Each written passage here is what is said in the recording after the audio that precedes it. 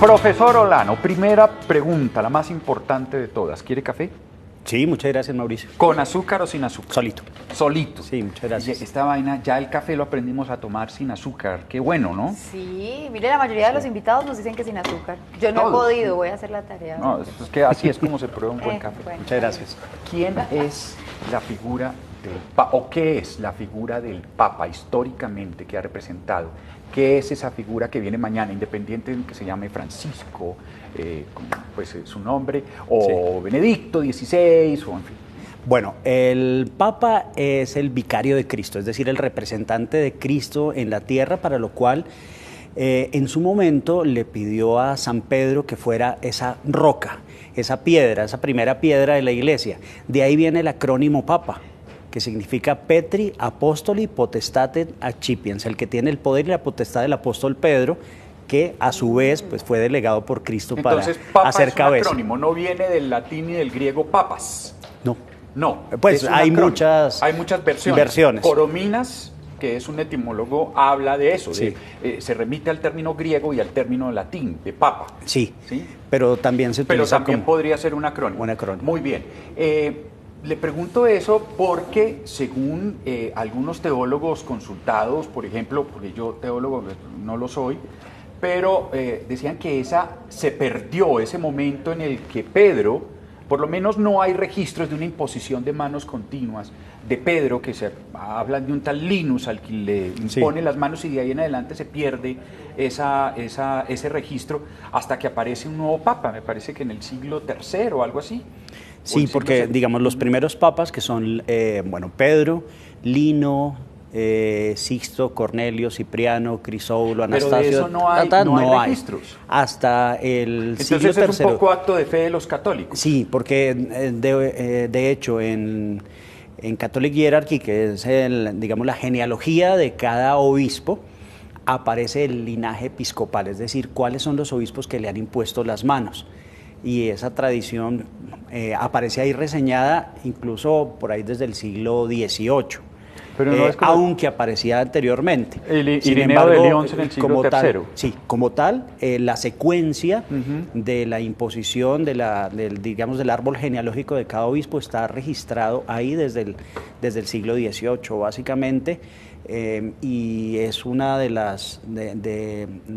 los requisitos precisamente para poder ejercer en la diócesis. Pero si nos remitimos, y permíteme, Mauricio, si nos remitimos entonces a esos primeros papas, digamos, la manera de elegirlos era cuál, porque ahorita hablamos de un cónclave, de una cosa distinta, porque están hablando de una imposición de manos y como de una decisión única. Sí, era el momento de la consagración como tal del sucesor. Entonces nosotros hablamos, los católicos, por ejemplo, de que los diáconos y los sacerdotes son ordenados, los obispos consagrados con la imposición de las manos por parte de otros obispos y los cardenales nombrados. Los cardenales, de hecho, son de 3 categorías: cardenal diácono, cardenal presbítero y cardenal obispo. Para nuestros televidentes, entonces, por ejemplo, el cardenal Rubén Salazar es cardenal presbítero de San Gerardo Mayela, les dan el título de una iglesia en Roma. Pero los más importantes, que son los cardenales obispos, son los que corresponden a lo que se llamaba en su momento, todavía, las diócesis suburbanas o suburbicarias de Roma. Por ejemplo, una de ellas, la de Frascati, de la cual fue titular el cardenal López Trujillo. Por eso se dice que es el católico, el colombiano que más alto ha llegado en la jerarquía de la iglesia, porque era de los 7 principales cardenales. Y el cardenal que sale después del cónclave para decir Habemus Papam es el más antiguo de los cardenales diáconos, se le denomina el cardenal protodiácono de la iglesia. Perfecto. Entonces ahí empezamos a ver, usted sabe que el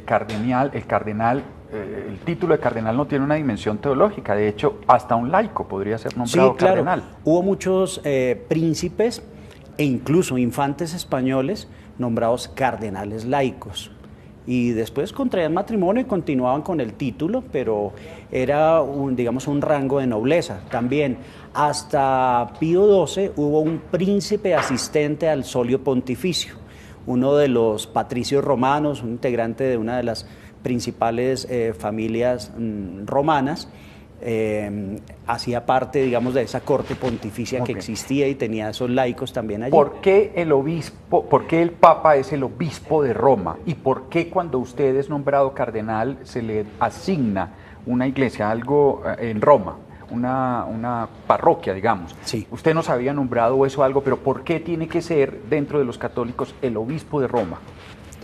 Porque realmente pues es la, digamos, la primera diócesis, porque era la sede del imperio en ese momento. Empieza el peregrinaje de Pedro hasta Roma, es donde va a ser martirizado. Entonces se considera que allí es donde empieza él a difundir mucho más para hacer, cuando se habla de Roma muchas veces se habla de universal, porque era el universo conocido en ese momento. El imperio, la sede del imperio romano que se extendía pues por muchos países, desde lo que es hoy en día Tierra Santa hasta la Hispania, la península ibérica.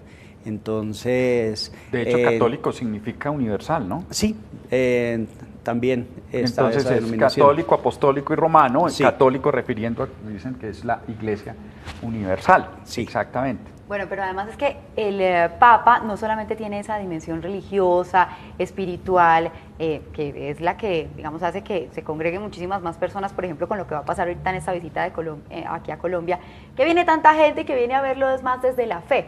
Pero es que además el Papa tiene como una dimensión administrativa, Jefe de Estado. Es el jefe de Estado del Vaticano. ¿Cómo es esa organización? También Bueno, adentro un poco para sí. entenderlo. El título como tal es el de soberano del Estado de la Ciudad del Vaticano.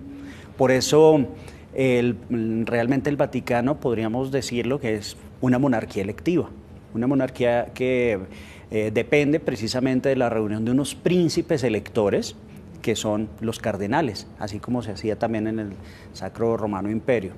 Y el Papa, para la administración del Vaticano como tal, se ayuda del gobernador del Estado de la Ciudad del Vaticano. Esa gobernación queda detrás, en los jardines vaticanos, detrás de la Basílica de San Pedro, y para los asuntos exteriores del secretario de Estado del Vaticano, que realmente es como su canciller y tiene un sustituto de la Secretaría de Estado. Ellos dos viajan con el Papa. Por un lado, Pietro Parolin es el secretario de Estado, y Angelo Becciu, el adjunto, el sustituto de la Secretaría de Estado. Los dos fueron nuncios en América Latina. Parolin, 6 años en Venezuela, Becciu, 4 años en Cuba. Entonces, pues también conocen desde la diplomacia pontificia, porque ellos deben estudiar en la Academia Pontificia Diplomática, antes se llamaba la Academia para Nobles Pontificios, antes de iniciar su labor como diplomáticos, al igual que existe, por ejemplo, en Colombia la Academia Augusto Ramírez Ocampo de la Cancillería. Entonces digamos que ahí vemos una doble calidad del sumo pontífice, líder espiritual de los católicos, el más importante del mundo, y a la vez el jefe de Estado. El Papa, por ejemplo, tiene poder sobre, aunque habla de universal católico, solamente de un sector importante de la Iglesia. La Iglesia cristiana estuvo dividida en un primer momento, 1300, si no estoy mal, con las 1000. En el año 1000, antes, allá sí. en la Catedral de Santa Sofía, en Estambul, se separan las dos iglesias y solo hasta ahora se empiezan a reunir. Es decir, Oriente no acepta al Papa como su máximo líder. No, por eso está el patriarca, bueno, hay varios patriarcados de Oriente, dentro de ellos el patriarcado de Atenas, el patriarcado de Constantinopla, el patriarcado de Moscú. Tal vez el más importante también, digamos, en el ámbito político es el patriarcado de Moscú. Hace 2 semanas el cardenal Pietro Parolin estuvo en Moscú, habló nuevamente con Kirill, con quien se reúne Francisco en esa escala que hace en el 2015 rumbo a los Estados Unidos. Es un encuentro histórico. Y se vio la posibilidad de un encuentro entre los dos en Moscú. Ya lo ha habido en Roma, pero el Papa, para poder viajar a un país, requiere no solo la invitación de la conferencia de obispos del país, pues allí hay 3 o 4 obispos católicos que lo invitan, del gobierno ruso, Putin lo ha invitado, pero cuando hay una mayoría de una religión en un país, él pide que lo invite también el líder de la religión. Entonces, el patriarca de Moscú no lo ha invitado No lo ha aún. invitado. Por eso el Papa Ortodoxo, no ¿cierto? ha llegado allí a Moscú con el patriarca ortodoxo. Hay una cosa bien importante, perdón, que es que, digamos, en Roma, digamos, es la primera sede pontificia, después Constantino funda Constantinopla, entonces esa se considera la nueva Roma, y Moscú la tercera Roma. Por eso el símbolo del Imperio Romano primero es un águila dorada, después pasa el águila negra, que es Constantinopla, la sombra de Roma, y la tercera Roma, Moscú, es otra vez dorada, el águila bicéfala. Ya, perfecto. ¿Cómo se escoge? Qué cosa tan interesante. Esto me parece absolutamente interesante. ¿Cómo se escoge la visita de un papa a un país? Las invitaciones, usted dice, hay unas 3 condiciones, pero deben ser muchas, constantes. Sí. ¿Cómo finalmente decide un papa con sus asesores, está bien, hacemos esta visita acá? ¿Tiene consideraciones apostólicas políticas también? Supongo. Sí, sí, realmente las condiciones, entre otras geopolíticas, de las visitas de los pontífices están orientadas a ir donde se necesite. Y para el Papa Francisco eso ha sido, digamos, el ideal en muchos lugares porque, por ejemplo, estuvo en Ucrania donde, aunque hay muchos cristianos, solo hay 20.000 católicos. Entonces se necesitaba reunirlos otra vez, entrarlos también en un poco en unidad, aunque no existe, digamos, en cuanto a la jerarquía, pero sí frente al avance como tal desde el sur de los musulmanes hacia Ucrania para que los cristianos en general estuviesen unidos. Y ese aspecto pues es tenido en cuenta, lo mismo que los lugares donde se realice la Jornada Mundial de la Juventud, porque también es un llamado, digamos, a la unión de todos los jóvenes del mundo. Así el Papa pues ha estado en Río de Janeiro en su primer viaje, luego el año pasado en Cracovia, y para el 2019 está programado el viaje a Panamá.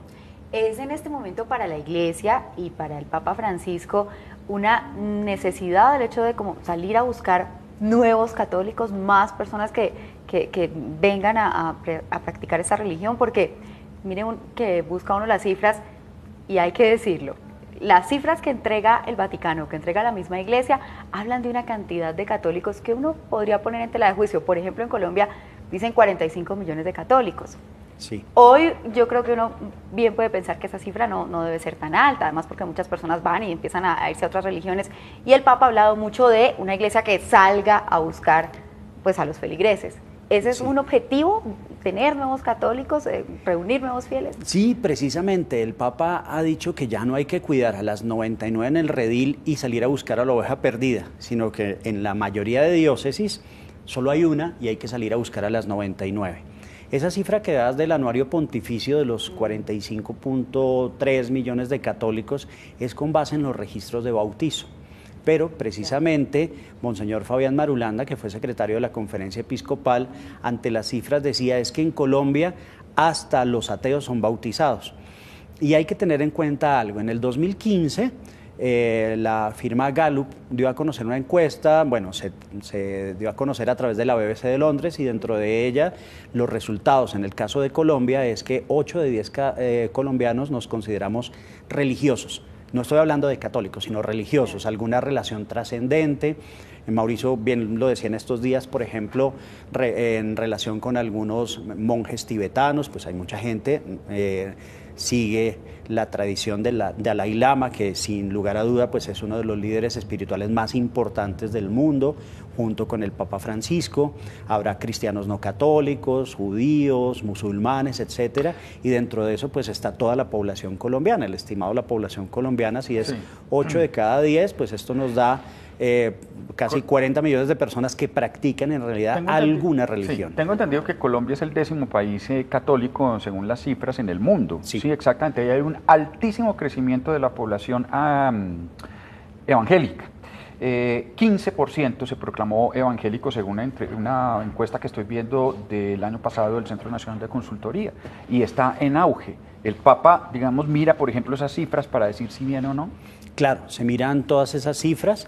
De hecho, pues la Conferencia Episcopal realiza permanentemente un análisis acerca del número de personerías jurídicas otorgadas por el Ministerio del Interior, que lleva además en la dirección jurídica, en la subdirección de cultos, el registro de las entidades religiosas que van obteniendo esa resolución por parte del ministro correspondiente. Hay, digamos, uno podría decir dos de las muchas maneras como se podría mirar el éxito de una visita papal. Me imagino que desde el punto de vista católico significa cumplió su labor como pastor, atrajo más católicos. Pero desde el punto de vista político, que está inevitable en estos tiempos, la figura suya, un paso suyo también tiene consecuencias políticas. ¿Qué le parece a usted que podría ser un buen medidor para decir el Papa tuvo éxito en llegar a Colombia? Por ejemplo, le pregunto yo, ¿le paramos bolas? ¿Lo oímos? Sí, exactamente, reflexionamos. Sí, Mauricio, lo importante precisamente en este momento en el que estamos después del 24 de noviembre, con la firma de los acuerdos del Teatro Colón, es la implementación. Entonces, ¿qué tenemos que hacer a partir del 11 de septiembre, que es lo que vamos a analizar acá precisamente el lunes próximo en Canal Capital? ¿Cómo vamos a implementar el mensaje de Francisco? Porque yo me he puesto a leer algunos de los discursos, de las homilías de Juan Pablo II del 86 y digo, hombre, si hubiéramos tenido en cuenta esto, realmente la situación de pronto habría cambiado. Pero como en ese momento el lema no era demos el primer paso, en este momento sí tenemos que darlo. En general, independientemente de quienes seamos católicos o no, encontrar en el mensaje de Francisco el sentido político y ponerlo en ejecución. Pero eso significa que no hemos dado ningún paso, porque es que, a ver, la guerrilla ya dio un primer paso, claro, el gobierno dio un primer paso, el ELN dio un primer paso, hemos avanzado muchos pasos y este Papa nos dice que es que hay que dar el primero. Lo que pasa es que muchas personas realmente no han dado ese primer paso. No sea lo que ha dicho el Papa, desarmarse para armar los corazones.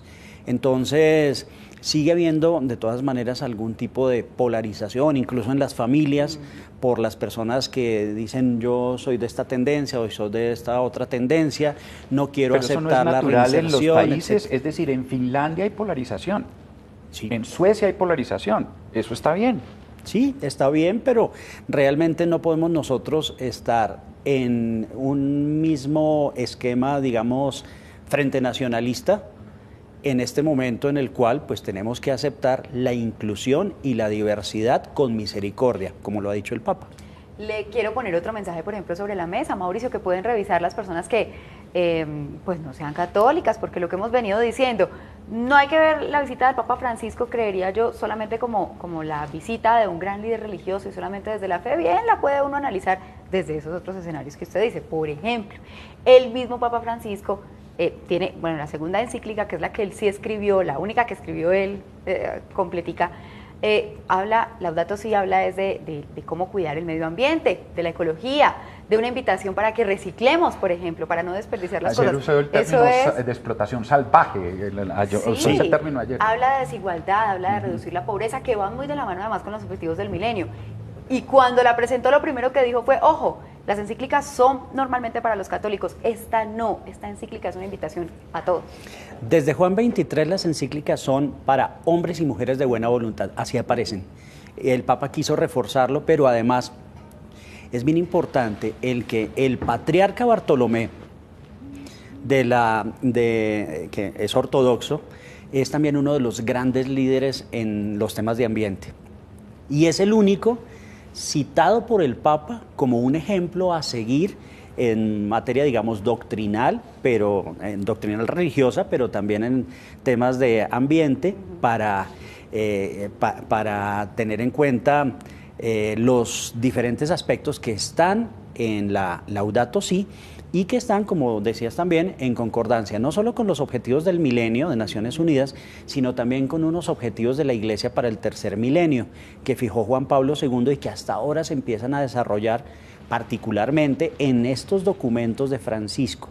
Es la Nuevo Milenio Ineunte del 6 de enero del año 2001, donde en la cuarta parte dice tenemos que empezar a hablar de medio ambiente y solo se hace hasta que se expide la Laudato Si, porque Benedicto XVI sí había hablado en una de las encíclicas sobre la tecnología que va agotando a la persona y que la va desplazando, pero no había sido tan claro como lo ha sido Francisco pues, en esta encíclica.